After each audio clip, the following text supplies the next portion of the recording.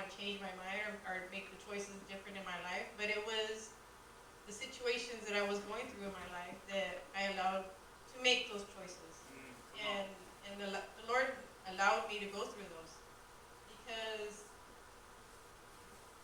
even though He had a plan for my life, we all have that. We're all given that ability to make our own choices. That's right. God has a plan for our lives, but He also gave us the ability to make our own choices. And a lot of times I made the wrong choices. Come on. It led to things that happened in my life that should have not happened. And I asked a lot of times, I would blame God about the things that happened, but in reality, I was being defiant. I was in sin, and I was blaming the Lord for them. My choices, the choices in my life that were causing my, at the time, spiral to a more harder life. And I didn't realize it. A lot of times the Lord kept knocking, like, "Hey, have you had enough yet?" But I wasn't ready to allow anybody to make any choices in my life except for me, because I thought I knew best. And I had times where I would start making the right choices, and then it really hit me hard losing my dad, because he was my best friend. Losing my best friend, I kind of like at that moment I just I was mad at the Lord again. God, you did this. You took him from me. Come on. And so I turned my back on him for so long. That was in '99. I started making the wrong choices again. The wrong choices in my life that started leading me down a path that he didn't want for my life. I started meeting people that I shouldn't have met. I started doing drugs, and I know that's not what he planned for my life. I started neglecting my children. I was a teen mother, and at that time I had not the strength to take care of them because I was in grief. I had lost at the time it was my world, and I don't even remember my kids for the first couple of years. I don't know what they did. I don't know where they were at, because I chose to lock myself into a room and not talk to nobody. The only one who came knocking at that door, besides the Lord, was the person bringing me drugs. I would give him the money, and he would give me what I wanted. And so, it went on like that for a few years, and I just couldn't take him being in that home. I couldn't be in my house knowing that my dad was not coming home. So then I decided to take my grief with me out of town. But hey, let me start something different. Let me start making choices that I need to do in my life. And so when I moved out of town, I started making choices that were good for me, but still holding on to the drugs. Little by little, I had plans for my life, and I wanted to be something, something that my kids could look up to. And again, I started hanging around with the wrong crowd, the ones that weren't uplifting. They would bring me drugs, and same situation, I would find myself in, because I wasn't seeking the Lord. I was seeking the world. And, the world was really happy to come around, but I wasn't letting the Lord in. Come on. I still kept that door closed because I was still angry. I didn't understand why, out of people that I felt at that time shouldn't be around, and he takes the one person I needed. Come on. Not knowing that I needed the Lord. He was still knocking, but at the same time, he allowed these things to happen in my life. He allowed it because I wasn't ready. How many people know that you're not going to make a choice that's good in your life unless you're ready? That's right. That's right. They can pray for you. They can take you to programs. The courts can send you places. You can go to jail, but you're not going to change until you are ready to say, "Lord, I am ready to change." That's right. I hit bottom, and there's no other way to go but up, unless you want to go down. So, it just, it went on and on, from the time of 1999 that it really started to get real bad, and I started going to court for drug charges. I started to accumulate, and I mean accumulate drug charges, Mm. and that's when the CPS started to get involved. I went through something on the day before Christmas where a stranger came into our home, and he came in to attack my husband, and he wound up stabbing me Mm. because I called 911. And my little ones were in the house. I didn't know what was going to happen. I was afraid, and I called the cops. And then he went at me first. So yes, I do have where he did attack me, and it wasn't just me. It was at that time my children's dad. And still, even though it was I could have died that night, you know. I used to think, well, lucky, go thank you that the table was there and it was strong. But it wasn't the table and it wasn't luck, it was the Lord. Amen. Yes. Yes. The Lord was protecting me because he had a plan for my life. Amen. But I wasn't ready to give in. He's still, there he goes. Ready? Are you ready for me yet? Mm. No, I took it on, and my situation got worse and worse and worse to the point where, I was homeless for over 12 years. Mm. I was doing my own thing. I had lost my children to the CPS had taken my kids because of the stabbing. My younger ones were with their grandmother because it wasn't suitable to take care of them, and I knew that. I didn't want my kids to be in my life because I didn't want them to see me the way I was. I had nothing for them. I had nothing to give them.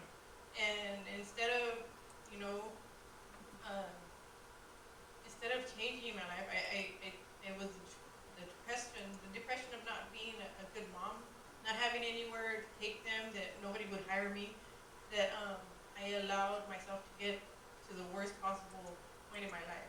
And I don't want to get into details about that, but it was pretty bad. Where you think there's a mental, physical abuse, drug use, anything you can think of, I've gone through it.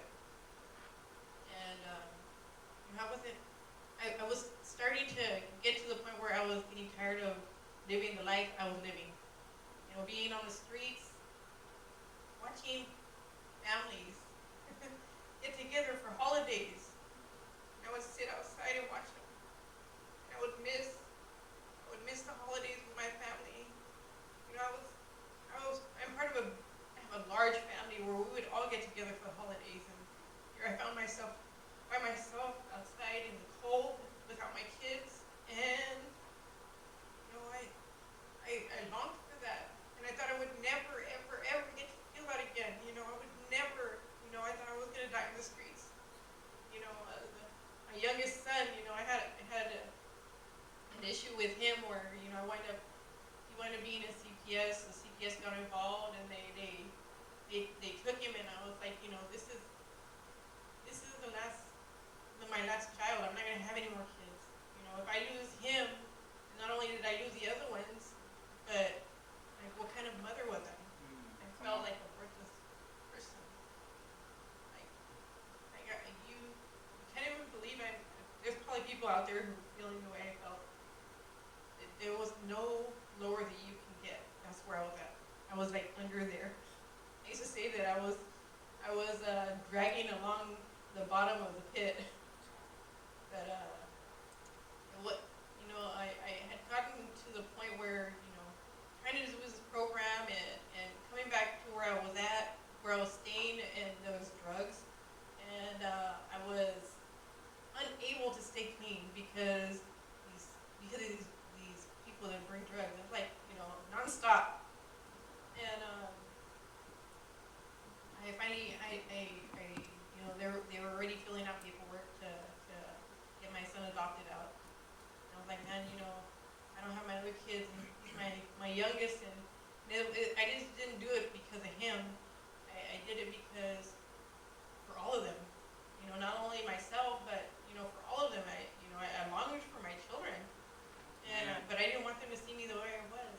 And it wasn't until I found myself in front of that CPS building. I missed, again, another date of visitation for my son, and they're filling out the paperwork to get everything ready for the adoption. That I told him, I sat in front of that building and I asked God, I know I don't talk to you, and I don't know how to pray. I don't know how to pray. I don't know if what I'm saying to you, if you're listening to me, or if you care. I even said that. I don't know if you care, but I'm tired of this life. Amen. And I'm tired of I want change. If you're listening to me, if you're real, I need your help. Yes. And I remember those words. I need your help. Amen. I need you to help me, and that I couldn't do it by myself. And I remember that bike ride back to the train station. Getting on the train, and that slow ride back to where I was at. And it wasn't until like a week later that I was at the CPS building again, and they told me that it's either I could try doing a program or just accept the fact that I wasn't getting him back. It was too little, too late. And then I told them, I go, if there was anything that they had that I could do, I was willing to do it. Amen. Whatever program, anything, I don't care if it was in home, out home, whatever program they had, I was willing to do it. Yes. And I think they made a phone call, and that's like Pastor James that day. Amen. Sitting inside that CPS building, my mom had taken me to go and take some items to Hanford, and she was waiting outside, and I remember just looking at the floor and just crying. This is really it. If they tell me I can't get him back, I have no reason to be alive anymore, because I was like a worthless person. My kids. I've heard from my mom that my kids said that I would never change. That I would never change came from their mouth. And I was sitting there just thinking about all these things, and he kept walking in. Pastor James comes walking in, and I just remember these big old white feet and some sandals and some shorts. And I just kept looking up, and he had this giant big gulp, and as I got to his face, he used to give you that stare where his eyes would pop out. Yeah. And he took a drink of that drink, and he goes, "Are you ready to change your life?" And I looked at him, and I was like, okay. Okay. And so he said that they didn't have room for me in that home, but he said they had a sofa. Come on. So he was going to let me stay on the sofa just to give me a chance. And later on I found out when he said that when they called him, they said that we have a lady here who's going to go into the home. Amen. Now she's probably not going to stay, and she's not going to get her son back. I just give her that chance. And that's stuck with me. They didn't even believe that I would do enough. Come on. But the first thing he had me do before he had let me into the woman's home was to let my mom know that I was lying. That I was lying to her the whole time, and that I was on drugs sitting there. That I was high. So they called her in. I go, okay, and I couldn't even look her in the face. I couldn't look her in the face, but I said it to her, and she hugged me, and she said everything will be okay. Amen. Yes.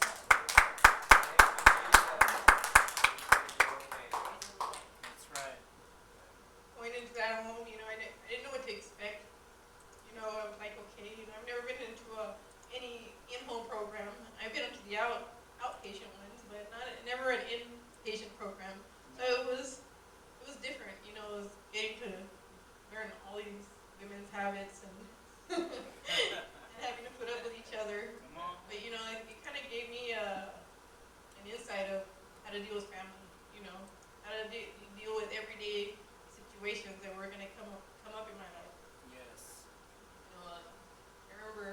meeting Pastor Steve, and when he started running the women's home. I remember meeting him, and one of the first few times that he was in charge of us, he had to go to work. And so here we are. I think there were like 11, 12, or 10 women in the van. And so I think he vaguely knew where he had to drop us off, but he left us 2 blocks down the street from where he was supposed to drop us off in the van, and he took off. Oh my goodness, I can't forget that day. I was like, we all looked at each other, and he's like, he left us. Where did he go? We didn't have no phone either, and we're like, what do we do now? But they came and got us, and that was a introduction to a man who's gonna tell that the Lord placed in my life long enough to tell me that it's not what they say. People don't have the last say. The Lord does.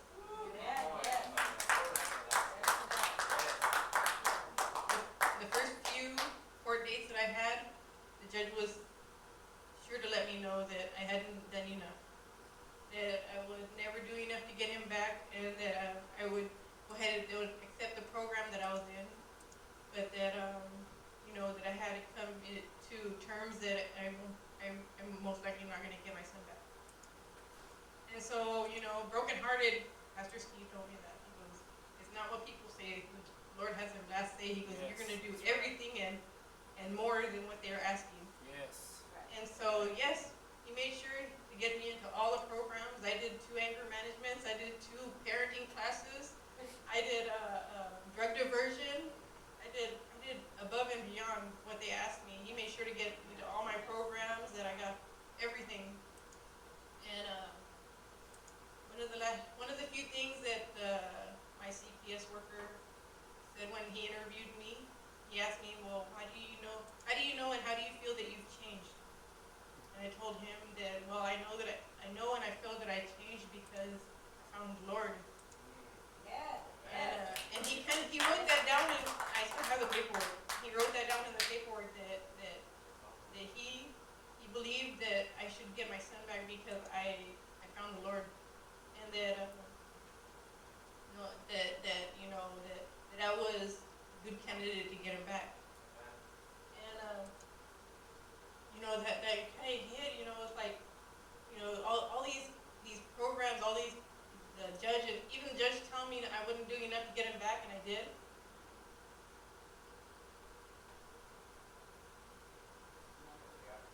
And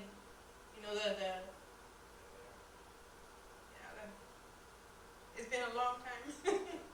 It's been a long time because I had to not only get my youngest son back. When I went to one of the last courts, the judge that took my 2 older sons from me was the judge that gave me my youngest one back. And she told me, she goes, you've done above and beyond to get him back. And she stood up and they applauded me, and she goes, don't ever come back. Don't ever come back to this courtroom. I did 14 months in that women's home. I did 14 months in that women's home, not because I needed it, because I wanted it. Amen. I wasn't sent there by court. When I asked the Lord to help me, He opened that door because I opened that door to allow Him to start changing things in my life. I no longer had that urge to use drugs. He took that from me. Yes. I didn't have no issues with that. I might have had some issues with some of the women in the home, but it was all a part of the plan that God had for me. Where I thought, I could do this, I could do that. Me, and it wasn't me, it was the Lord. I stand here in disbelief a little, how much the Lord has changed my life in these past 10 years. Going from not being in my children's lives at all to, they call me all the time.